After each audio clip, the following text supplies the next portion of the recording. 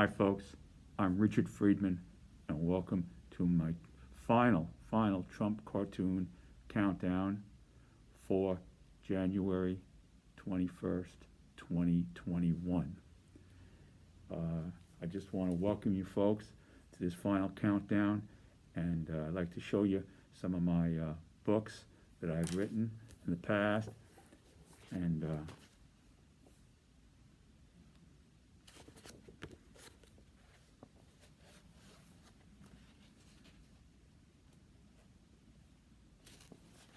some of the stuff I've done going way back. This is the greatest book of political cartoons on the Trump presidency, with a flashback to the Democrat and Republican candidates of 2016, and it takes you through the 2016, and it's an encyclopedia of the past, and you could see how we got to where we are today. Some of the cartoons I drew over the years.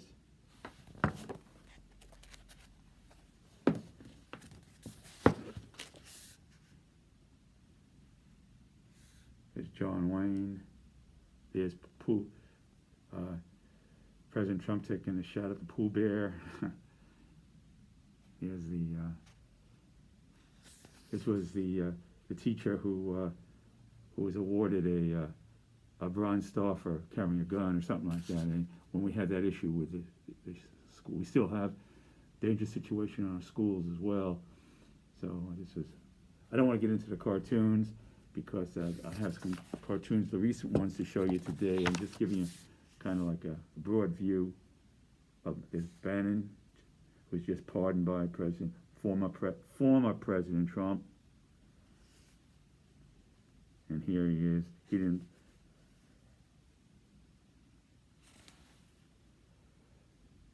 With Mitch McConnell here, he didn't like him too much. Wanted. That was okay. This was the second book I did for 2019. In 2019, I did two books, broke it up. There were so many things happening that I did for 6 months, and then another book for the next 6 months.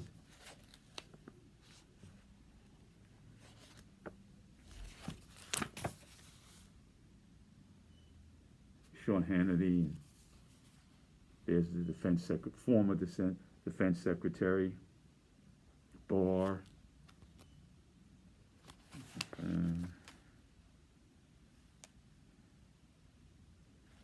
See here. President Trump, former President Trump, in a conversation with President Putin.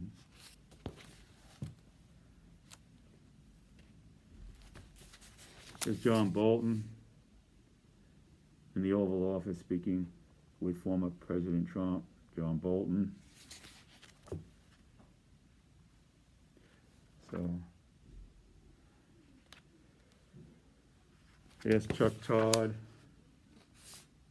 Here's Chuck Todd with Mick Mulvaney, President Trump. You recognize Brian Williams here. Trump watching Brian Williams, George Washington, and in the Oval Office there on the top. So you get the idea that I've kind of chronicled the whole Trump presidency in my books. And this is the one I did for the second part of 2019.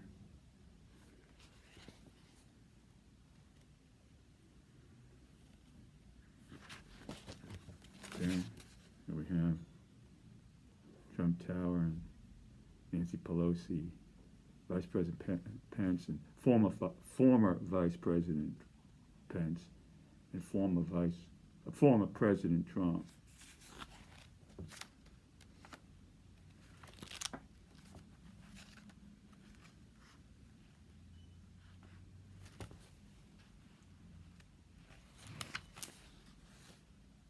Here are the two here.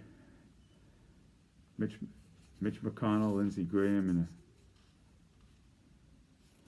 so let's just go towards the one last cartoon on this one.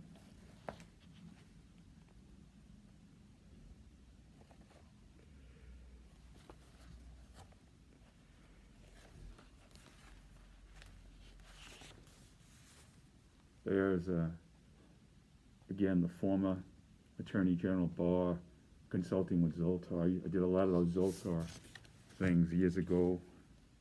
Here's Rudy Giuliani on a plane. Yeah.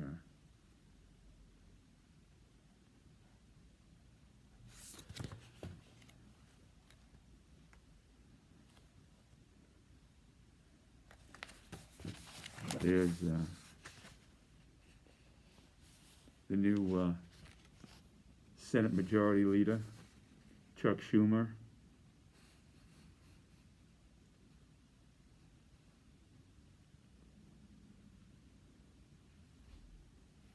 Okay, all right, so let's, I want to mention to you that I'll be having my 2020 book coming out pretty soon, and it encompasses the entire year for 2020, and I think it's my best book that I've ever written, not so much as me, the events that I've had to capture and deal with.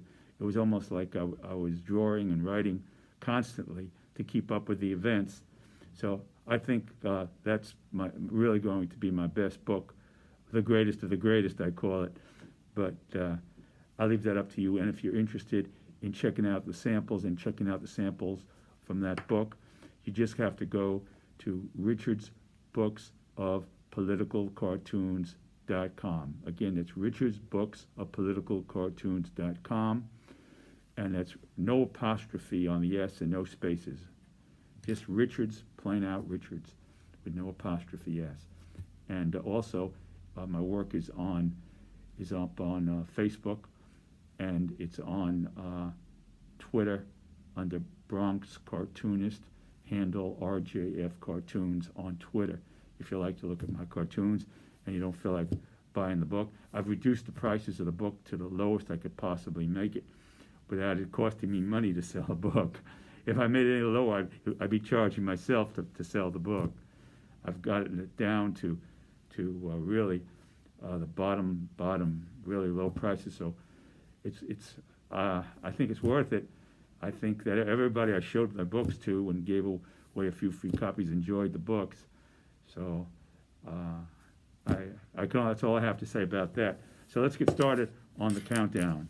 Okay. Now this is my final Trump cartoon countdown, and this 2020 book goes up to 2021. Incidentally, it says Richard. It's the greatest 2020 book of political cartoons, but it goes into 2021 right up to the last day of President Trump's when he's leaving at Andrews Air Force Base.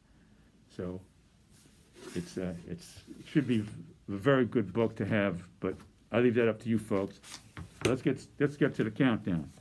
Okay. Again, each week I had been doing. This will be my last countdown, as I said, my final Trump cartoon countdown. And each week I had been doing the top 6 or 7 cartoons in terms of impressions on Twitter, and I just put it in that order. So we're starting out going from this is 7 or 8, going up to the number 1 cartoon of the last week or so, or a few weeks, because I haven't been doing cartoon presentations. So this is a few weeks. So these were the best of the best. Okay, so here we go here. You know, it's a little eerie how this cartoon almost was like a predictor in a way, and sorry to say about that. So first here, this cartoon was done here. This is how it was originally done, with the bottom paragraph. And you got Trump big protest rally dream given. The president tweeted Friday, January 1st. This was January 1st, 2021, that on January 6th, the day Congress will convene to certify the Electoral College votes, he plans a protest rally in support of his intense and determined attempts to overturn election. So what I did was after that riot at the Capitol, I did it as I kind of retweeted it as a Trump flashback.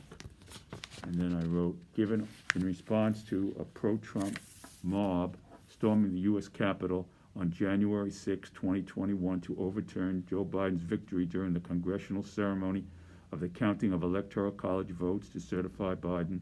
The president first tweeted, "Stay peaceful," and went on to say stuff like, "We love you, you're very special," going with another posting telling the great patriots to remember this day forever. So there you have it. I mean, you've heard enough on television about this. So by now, all of you have drawn your own conclusions. So I just want to stick to the cartoons, and you decide, like I always say. So here we go. This was the cartoon that I did again here. This is present. This was done on January 1st, 2021. Again, this presentation was January 1st, 2021. So I have former President Trump having a dream where he's up against it with his supporters here in the red hats, and he's saying, "Down with the fake electoral college fraudulent votes. With this sword, I condemn all forms of violence." So it's kind of, well, you decide.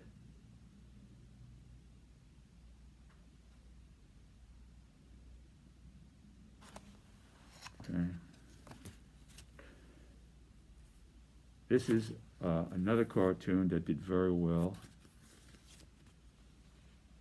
And this was also a cartoon I had done from a while ago, and I just brought it back because it seemed appropriate in a way. The least admired presidents in U.S. history come back to give thanks to President Trump, because he's basically taking the heat off of them. And historically, you know, Doris Kearns Goodwin, when she talks about these, you know, it kind of elevates their mistakes in a way, making them look a little better, perhaps. I don't know.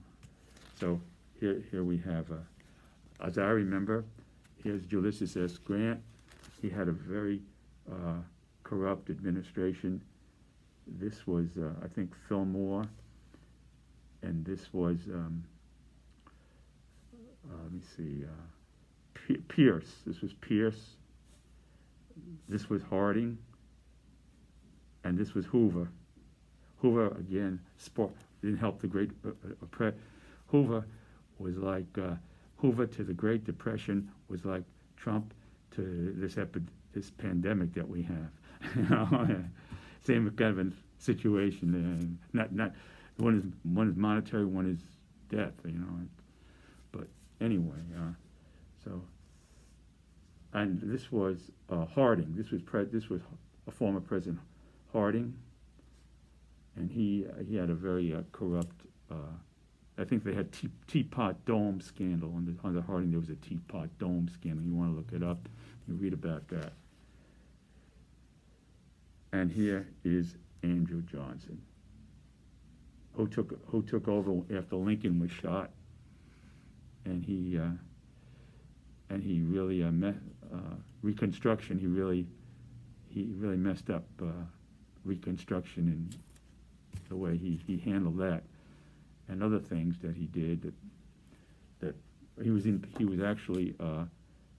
impeached, but he never left by one vote. He stayed in office by one vote. He was impeached. This is Andrew Johnson, who I'm referring to here. So, as Trump becomes the first president since Andrew Johnson to attend his successor's swearing-in, to not attend his successor's swearing-in ceremony. So he was, since Andrew Johnson, right after the guy took over from Lincoln when he was shot, since him, there's never been a president who hasn't attended his successor's ceremony for swearing in till former President Trump. So here he is saying, "Good job, President Trump. Trump, good luck in 2024. Maybe he'll run again. Maybe he'll be elected again. Look forward to 2028 when perhaps he'll contest the election. Then, for some reason, he'll find a constitutional way to stay in power for another year after that, give him 3 years.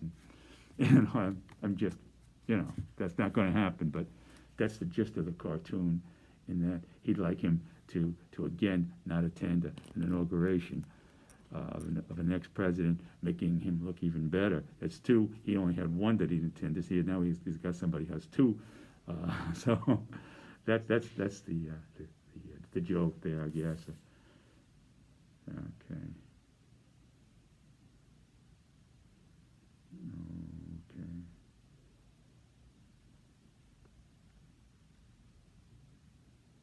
Grant was a great general, though. Ulysses S. Grant. I don't like to sell him short. He was a great general, and the thing was that basically during the Revolutionary War, he helped the United States win the Revolutionary War. There's no question about that. But as a president, he didn't have good. The people he picked were very corrupt, and that's the story with Ulysses S. Grant. He was a great general. So let's do him justice here. Ulysses S. Grant here, right here. Okay. Now, this is one I did this morning. Watching President Trump fly in a plane yesterday, and hearing Sinatra, the speakers were playing. There were times, I'm sure you knew, when I bit off, and I did it my way, and he's flying. The plane is flying there, and you can see the plane in the air flying, and former President Trump sailing out into the sky in the plane. So I wrote up my own words to the song and kind of another adaptation to, I call it Trump's Way. This is kind of, you could call this song former President Trump's Way. You want to do it? So yeah, I'll sing it to you a little bit. Here it goes. And here he is. They have the speakers at the airport, and here he is getting on the plane. Thumbs up.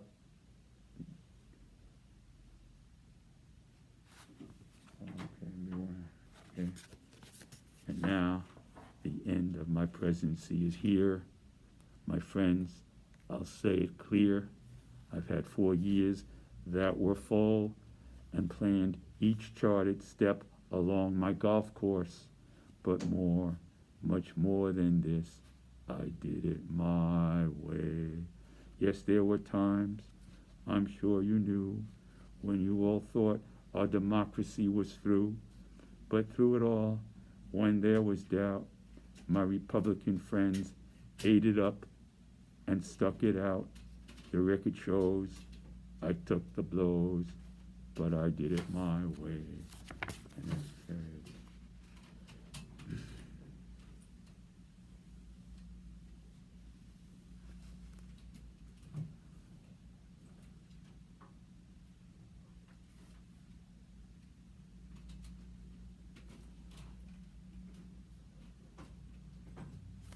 Okay.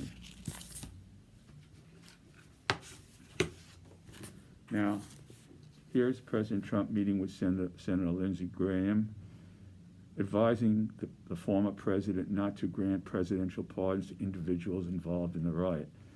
Lindsey Graham was against President Trump pardoning the Trump who are loyal to President Trump as far as overturning the election. He said basically President Trump and tried to interrupt. Okay, here, Graham going on to defend the president's right. He did go on to defend President Trump, saying that these people actually did this on their own, and he's saying Lindsey's argument is that these people did it on their own, and they decided to come with all this stuff that they came with, Molotov cocktails and whatever. I think it was only 1 or 2, but even still, they had all kinds of stuff and paraphernalia ready to take action. So that kind of says to them that before this, they were ready to go. So, I mean, that's a very weak argument in my view, because, if these people this was over a long period of time where former President Trump was talking about all this stuff that was going to, it was going to be a big event, and they were going to have a blast, it's going to be wild. I think he said it was going to be wild, I don't think he meant like with Annette Funicello movie with Frankie Avalon. I don't think he meant it wild like that, you know, a wild beach party. I don't think he meant a wild beach party. Let's put it that way, okay? And amid Graham going on to defend the president's rhetoric at the rally, President Trump never said go into the Capitol and try to interrupt a joint session of Congress as they watch cable news riot reruns. So here they are watching the reruns of the cable. That's been on TV left and right. The cable, so they've been watching. They're watching it together here, and here goes Lindsay. Lindsay says. Oh, this is. Oh, excuse me. No, this is President Trump first. There's President Trump. There he is. Number one here. Here's President Trump. Lindsay, these great loyalists remind me of that fantastic patriot, Patrick Henry, who said, "Give me liberty or give me death," just before the American Revolution. They should be pardoned as great patriots. And Lindsay responds, here's Lindsay. He responds, "Mr. President, if you pardon these Capitol folks, it will destroy you. You're the most important figure in the Republican Party. You have to keep your movement alive for the country, too." And here's President Trump answering him back, saying, "Lindsay, I agree. The country comes first. They will be okay. My acting U.S. attorney even said there was no evidence of kill and capture teams at the Capitol." So that's a pretty good thing that there were no teams who were out to kill, death squads. There were no death squads, and there was no kidnapping squads. So I guess it was, that was pretty low cut, very low level for the Capitol of the United States, the arsenal of democracy, perhaps for the world. So I just want to say one thing. I don't like to inject my opinions, and I pretty well keep them out. But I just want to give you one thought that I have that nobody else has said anything about, commented in a way. But my idea is that if you go back in history to like around a 1948 election where Truman was running against this guy Dewey, who was a big shot in New York State. He had done a lot of, I think it was within the FBI or something like that. And he had a great record, and it was thought really, the papers printed that Dewey beats Truman, and it turned out that Truman won the election. It was a big shock to everybody. Nobody thought that, because Truman had a very bad. He took over from Roosevelt, and now he was running on his own in 1948. And the thing was that if we would have had, say Dewey would have contested the election and gone the route saying this and that, he could have, because it must have, the idea that it was all set for him to win. So that all the polls showed that Truman wasn't going to win. And if that would have happened, and then we had the Korean War, what could have happened was that if Korea saw that we would, then it was a North and South Korea at just the beginning after World War II when it was divided, they could have seen that the United States don't know what they're doing. Let's go in and let's invade the South and take it right over during this debacle. So this is a question to national security when you have a thing like this, and I think we have to address it as far as President Trump former President Trump goes. He has to be held accountable for this, and I say let the Senate is the judge now, and they're basically they're the jury and also the witnesses, because they were there when it happened. So if I leave it up to them to make their decision, I'm not going to say anything about that, whether former President Trump should be convicted or not. But I think there should be a trial now at this point, and I think that he should be held accountable, and he will be held accountable in history. But if we don't, it's a natural, because then another future down the road, another president come along, do the same thing. It could happen anywhere, and as far as the states go, it sets a precedent for somebody contesting the election and raising hell, and that makes us look weak to the world, and it weakens our democracy. So that's all I'm going to say about that, folks. So anyway, here's another thing this is Larry King. Larry King had a tough time recently with this business here. So coronavirus and COVID-19, and he's recovering now.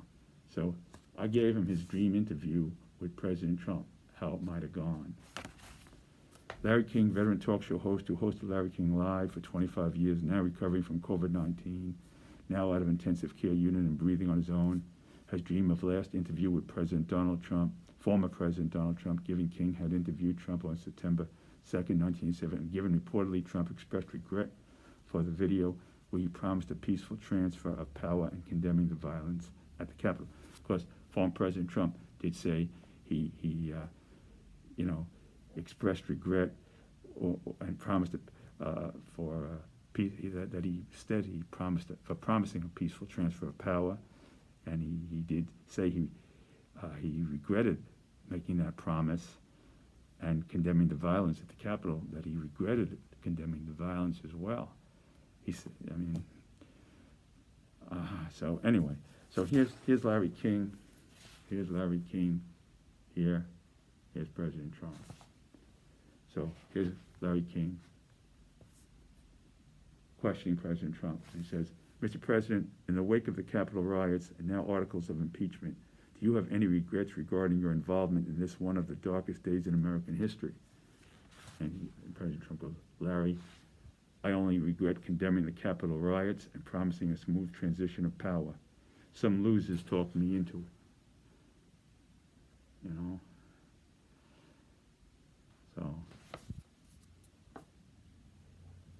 So there you have it. That's that. Larry King, former President Trump. Now, go to pardon situation here. President Trump has said he has the absolute power to pardon himself of federal crimes. He said federal, of course, not state crimes, federal crimes. And reportedly, the president is telling aides he wants to pardon himself below his authority. So here he is, looking in the mirror and considering pardoning himself.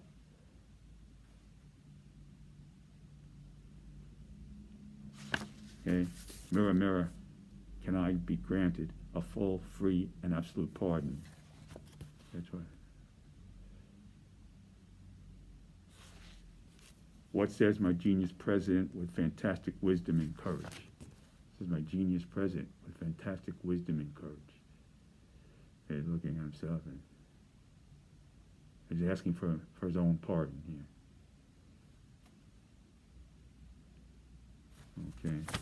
Okay, this is number uno. Last one. There we go.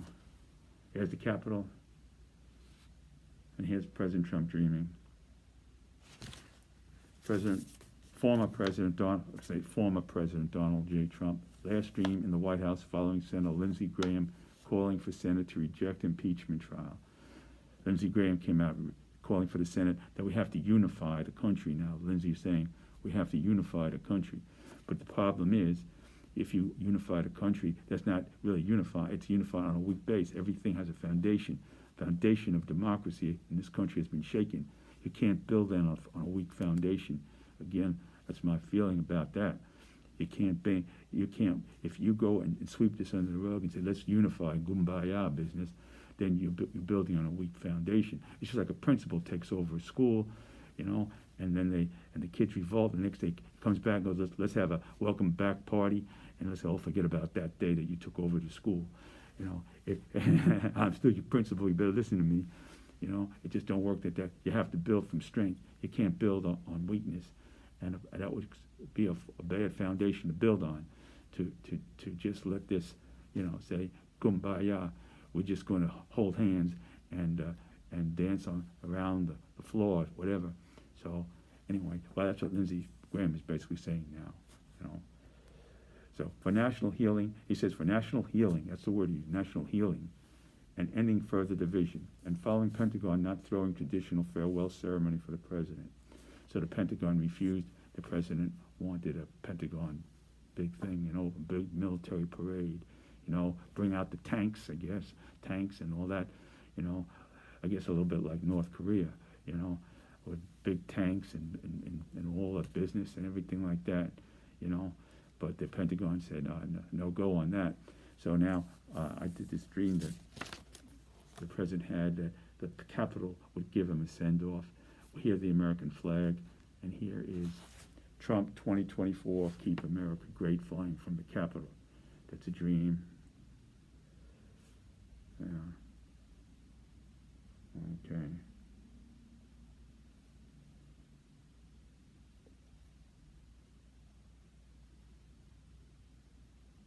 I want to thank you folks for viewing my last Trump cartoon countdown, and I all wish you staying well. We have even a greater challenge now with all these new, more contagious elements coming into circulating in our country, and we just have to be very, very careful. And we can't go crazy and start washing our hands every 10 seconds, but we have to wash our hands a lot and take care of ourselves and not get into groups and try to do the right thing, staying healthy and sleeping enough and all that, eating good, getting nutrition. So I want to wish you all the best and stay well. And I want to tell you that my next book is going to be political humor, the greatest book of political humor for 2021, the greatest 2021 book of political humor, because I don't feel like I want to go on now and start writing a book about Joe Biden, because again, that when you focus now, it wouldn't serve the good of the nation to write a book like that now at this point. So I'm just going to try to target, you know, where I see things that we have to think about, and I'm going to just work it at that. It could be anything from Jim Jordan to Bernie Sanders, you know. There's a whole lot of space between that. So I'm going to try to capture moments that we should think about, and things that holding people accountable on both sides. That's the story, holding people accountable on both sides of the fence for what they say and what they do. So I want to wish you all the best, and you take care of yourselves, and I'll see you again.